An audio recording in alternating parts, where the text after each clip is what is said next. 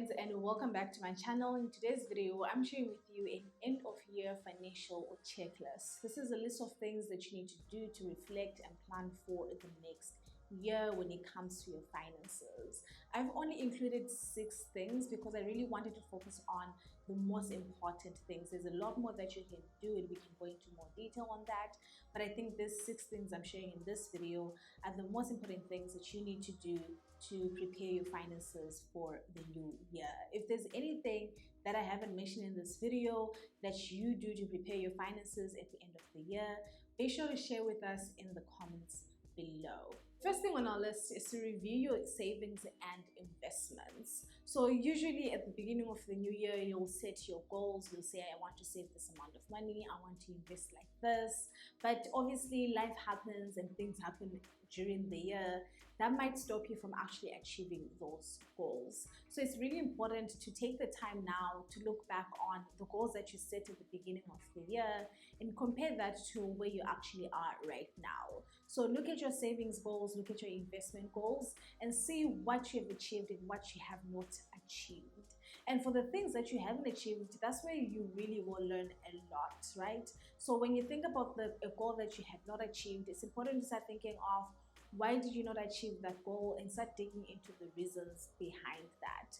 There's a lot of reasons why you may not achieve a goal. You first of all could change your mind on a goal, or it becomes unimportant for you, or you might not have the finances to pursue that goal, or you might have actually ended up prioritizing other things above that goal. It's important to just look back and reflect on that and think about, okay, if this is the reason why I have not been able to reach this goal, and this is a goal I would like to achieve again in the future, what is it that I need to do differently in order for me to achieve that in the future?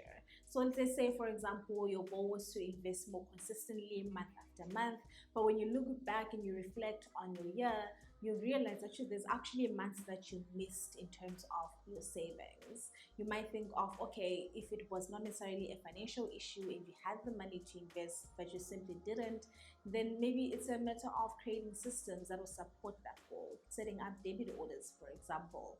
Or if you were not able to actually meet that invested goal because it required a certain amount of money that you simply weren't able to make in the year, then that is also something to reflect on. Is the ways that you could increase your income? Are the ways that you tried this year that didn't work? Why didn't they work?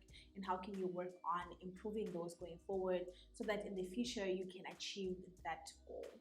So reflecting on your goals, and especially those goals that you didn't meet, will really help you to not only understand why you didn't meet those goals, but it will also help you to come up with a practical plan in order for you to be able to move forward and achieve that goal in the future. Another really valuable thing to do while you're reflecting on your savings and investments is to look at your investment portfolio. So check in on all your different investments, check in on their performance, check in on how you feel about the type of risk that they have at this point. As we know, assessing your risk appetite can be something tricky. You might think that you have a really high risk appetite, but realize that when things are not going so well, you are prone to making impulsive decisions because you're scared and because the investments that you made contain a lot more risk than you would like. So it's important to just reflect and go back to your investment portfolio, look at your different assets and assess how you feel about all of that, so that you make sure that the investments that you're making are matching the risk appetite that you have. If your investments are not matching your risk appetite, it's really easy for you to fall into panic selling and things like that.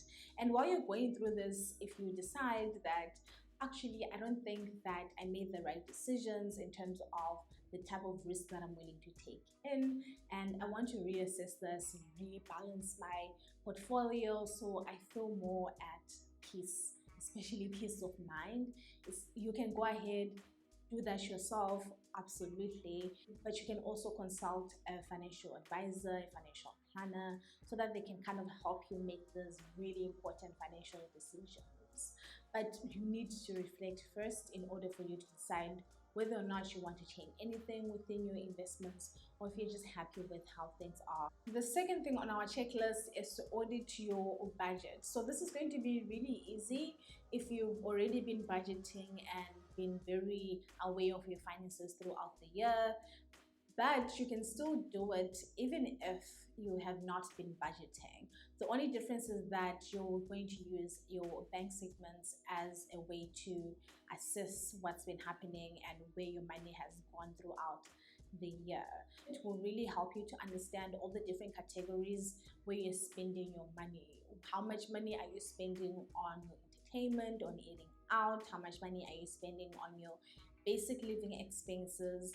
And this will really help you to start thinking of ways that you can cut back if that is something that you think is necessary for your budget. If you feel like you're overspending on a certain category, like eating out, which is the most common, we're all guilty of it, then it will help you to identify that and help you to really put a figure to how much you're actually spending on eating out. Then you can actually decide how much you want to cut back on when it comes to that specific category. It can also help you to start thinking of ways that you could actually benefit from having a budget, because when you're not budgeting, you're not necessarily having a plan for how you want to spend your money, which means when you actually get your money and you start spending it, you might end up in a position where you don't necessarily fully grasp or understand where all your money has gone because you just simply didn't have a plan for it. So this will help you understand what your expenses look like, and that can help you to start budgeting at the start of the new year and making that a habit. So go ahead and audit your budget. It will really help you to identify the things that you need to cut back on. It will help you to identify little expenses that you were not aware of even, and just making sure that where your money is going is where you actually want it to go next year. If you have not been budgeting throughout the year and that is something that you want to start doing as a financial habit in 2023, then you're going to want to see the video I'm going to release all about budgeting for complete beginners. So watch out for that video, subscribe to this channel so you don't miss it when I release it in a couple weeks. So the third thing on our list is to review your debt. So the most important question to answer here is whether or not your debt is increasing or if your debt is reducing. So you want to check in, see how much debt that you have compared to the beginning of the year. Has your debt gone up or has it actually gone down over time? Especially if you're trying to pay off your debt. So if you're trying to pay off your debt, chances are you're using one of two methods. You're either using the snowball method and paying off the least amount first, or you're using the debt avalanche method where you're paying off the debt with the highest interest first. Regardless of whatever method that you're using, you want to check in on the progress that you made this year and whether or not you feel that method is serving you well in your debt payment journey. If it's not, you're not married to it, you can always switch over. So if you're using the snowball method and you feel like you're not making enough progress, you can always switch over to the debt avalanche method. So just checking on your debt, make sure you know exactly who you owe, how much you owe it, what interest rates. Make sure you understand how much debt that you paid off this year or accumulated this year. And if you've accumulated debt, then you want to start thinking of how do you pay this off and creating a plan towards paying that debt down or paying it off completely in the new year. The fourth thing on our list is to check in on your credit score and your credit report. It's always important to know what your credit score is and what your credit report says, especially if you're planning on opening new lines of credit. They say, for example, if you're trying to buy a new home in the next few years or a new car. So you want to make sure that you are aware and you understand what your credit report says and what your credit score is right now, especially if you also want to improve them, right? Because you know you can improve your credit score. It's not set in stone. Even if your credit score isn't great right now, you can absolutely work on improving it. But for you to work on improving it, you need to know where it is at the moment. But another really important reason why it's so important to check in on your credit score and your credit report is so that you make sure that all the information that's there is actually accurate.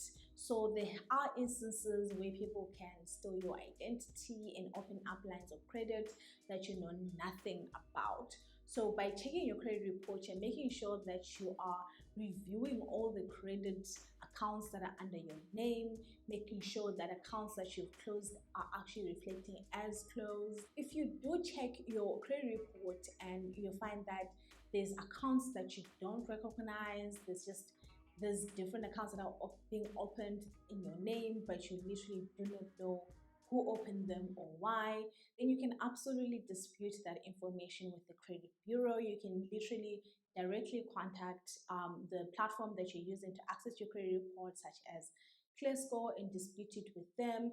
And you can also reach out to whatever company that line of credit is with to dispute that account. It can be a little bit of a long journey to just clarify that and get that removed from your credit report, but it is absolutely worth it because you don't want things like that ruining your credit when you literally had nothing to do with the opening of that account. Checking in on your income trends is number 5 on our end of year financial checklist. So here you want to look at how you actually made money this year. Most of us will make money from a 9 to 5 where we get fairly stable and predictable income, but we'll also have some income that comes additional to that. So if you have a side hustle, maybe you made money from that. If you have rental income, if you have dividend income, you want to audit all of that so that you fully understand how much income you brought in and compare that with what you have managed to save and invest so that you can establish what your savings rate was for the year. Another reason why it's so important to check in on your income trends is to make sure that your income is still well diversified. As we know, especially for us who work 9 to 5 jobs, our jobs are not necessarily guaranteed. So you want to make sure that you have other income sources that you can access in the absence of a 9 to 5 income. So making sure that your income is diversified and you're not only relying on just one source of income. And if you realize that your sources of income were really concentrated on one source of income or two sources of income, or just you're not making as much money as you'd like, then you can start thinking about how you can change that in the coming year. Do you want to gain new skills? Do you want to switch careers? Do you want to start a side hustle? Do you want to start dividend investing, rental income, or developing or buying property for rental income to increase your income sources? Those are all things that you can start thinking about when it comes to how you can improve your income going into the next year, not only in terms of increasing it, but also in terms of diversifying it and making sure that you don't have all your eggs in one basket. Number 6 on our list is something that will save you thousands of rands next year, and that is auditing your subscriptions. I know it doesn't sound like much when I say it right now, but believe me, accumulatively throughout a 12-month period, you're going to save so much money by checking in on the different subscriptions that you have. So look through your Apple subscriptions, look through your bank statements, look at the subscriptions that you're getting debited for every single month, and decide which ones that you're actually using and are useful to you, and which ones you could do without. So if you have a Spotify subscription and a YouTube Music subscription, then you might want to decide which one of those you actually want to keep, because having both doesn't actually really make sense in the long term, especially financially, because you're still accessing the music. You just need to choose the platform you want to access the music on without having to pay for both things. So audit your subscriptions.